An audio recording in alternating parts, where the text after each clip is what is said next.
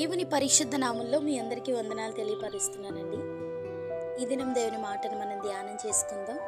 పరిశుద్ధ గ్రంథంలో నుండి ఏస్కేలు 36వ అధ్యాయము 26వ వచనాన్ని మనం ధ్యానం చేద్దాం.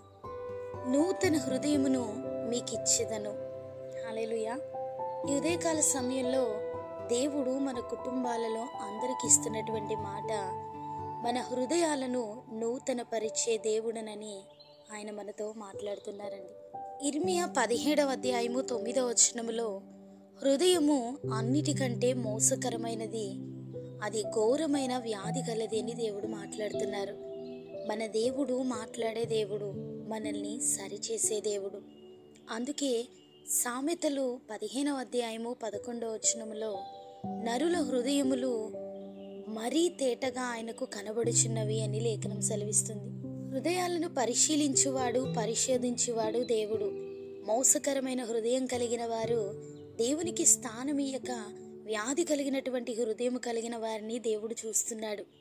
నరుల హృదయమును మరీ తేటగా ఆయన కనబడుతుందట. పైకి మనం ఎలా ఉన్నా హృదయాన్ని లక్ష్య పెట్టే దేవుడండి. ఎందరూ అన్నలు ముందుకొచ్చినా దేవుడు వారిని త్రోసివేసి చిన్నవాడైనటువంటి దావీదును అభిషేకించుకున్నాడు. దావీదు నా హృదయానుసారుడు అంటూ అతని హృదయాన్ని గూర్చి దేవుడు సాక్ష్యమిస్తున్నారు. మనుష్యులు పై రూపమును లక్ష్య పెట్టుదురు కానీ యెహోవా హృదయమును లక్ష్య పెట్టును అని, మనుష్యులు లక్ష్య పెట్టు వాటిని యెహోవా లక్ష్య పెట్టడు అని 1 సమూయేలు 16వ అధ్యాయము 7వ వచనంలో దేవుడు మాట్లాడుతున్నారు. ఈరోజు మన హృదయాలు ఎలా ఉన్నాయండి? వేదనతో కొట్టబడినటువంటి నలిగినటువంటి హృదయం కలిగి ఉన్నారా? మానసిక ఒత్తిళ్ల మధ్య ఎప్పుడు చనిపోతాను అని భయంతో మీ హృదయాలు కలవరంతో నింపబడి ఉన్నాయా? మీ హృదయాన్ని దేవుడు చూశారు అని నమ్మండి, విశ్వసించండి.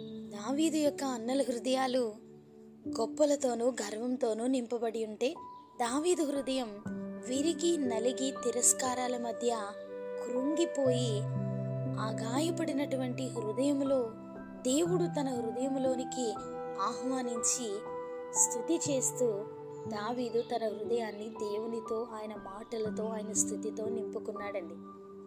కాబట్టి దావీదు నా హృదయానుసారుడని దేవుడు లేఖనం ద్వారా మాట్లాడుతున్నారు.